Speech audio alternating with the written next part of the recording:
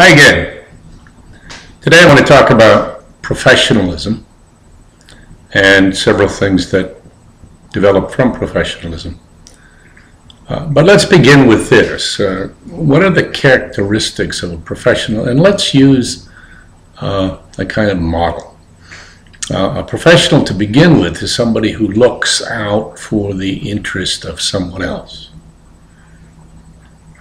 One of the chief examples of a professional would be a doctor. He's got a patient and a client as a client, and his task, his responsibility as a doctor is to look out for the interests of his patient. Lawyers also are professionals, and they have the obligation to look out for the interests of their clients. And so you've got lawyer-client privilege and all that other sort of stuff that you see on TV all the time. Okay?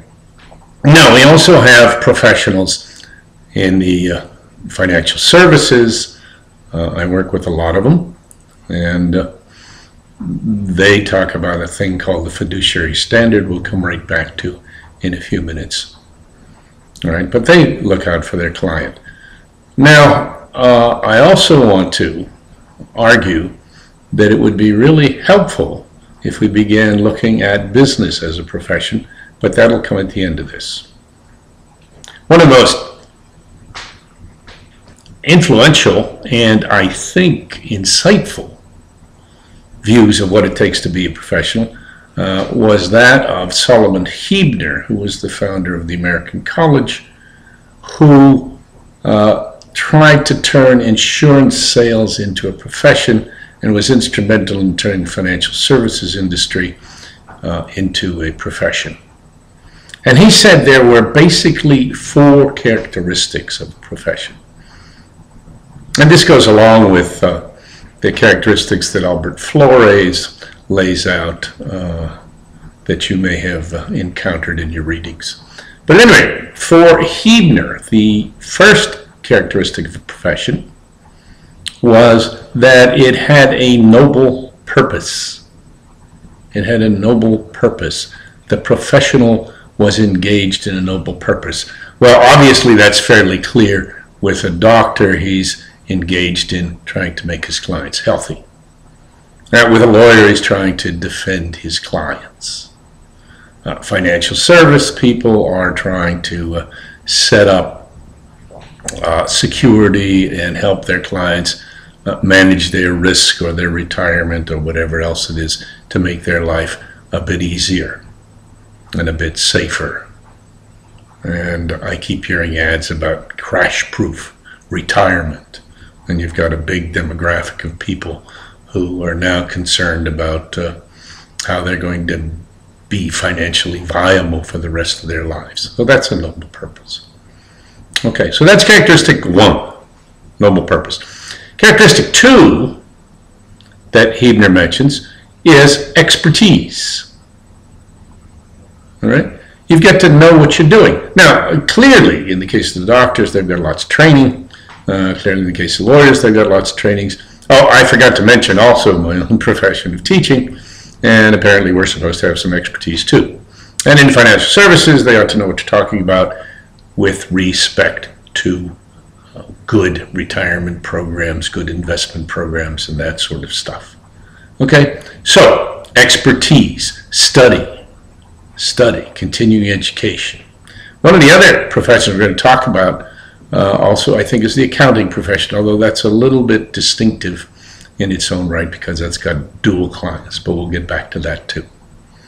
Now, Huebner mentions a third characteristic of the professional, and I think it's very, very important, and there are all sorts of ways of going around this.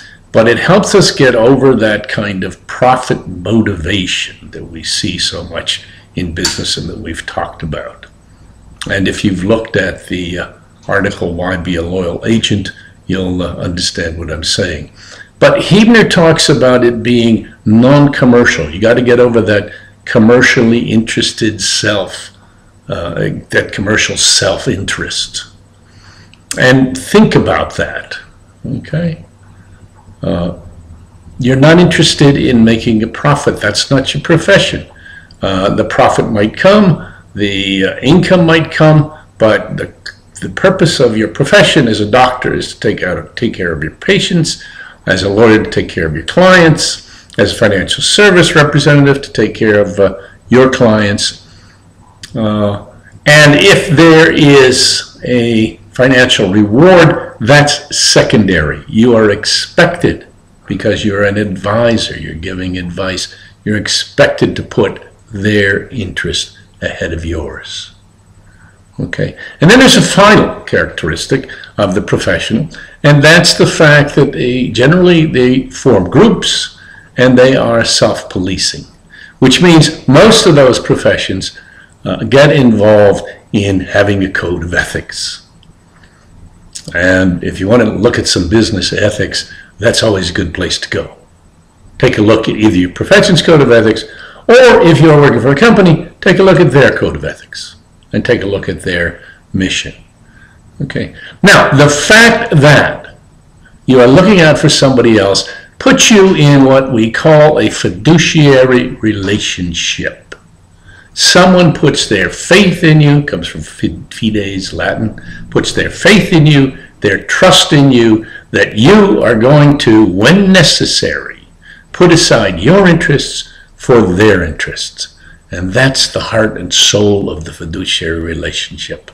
If a doctor is operating, as has been suggested, for the sake of making more money, they are not fulfilling their fiduciary relationship.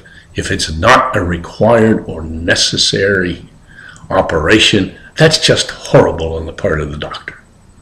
And if a financial service professional is selling stuff just to make a profit, that's horrible. Okay, so the fiduciary relationship, you've got to look out for the interest of your client. Now, one quick word about accounting profession. A lot of accountants are certified public accountants, which means they've got a relationship not only to their clients to look out for their interest, but also to the general public. And they are gatekeepers, gate watchers, and that's a special position that puts them in, that makes them have to have a kind of professional skepticism that we might talk about later. Okay, so accounting is a profession with its code and it's got its clients, but it also has obligations to the public. And then finally, in order to get out of the paradox, if you want, of looking out for profit, being self-interested in the sake of, or selfish in the sake of looking out for profit, some have suggested that even in business, business activity should be turned into a profit. Okay, that's an interesting kind of concept, and we might want to talk about that a little. Business as a profession, and I think we can do that. I think we can do that by suggesting this.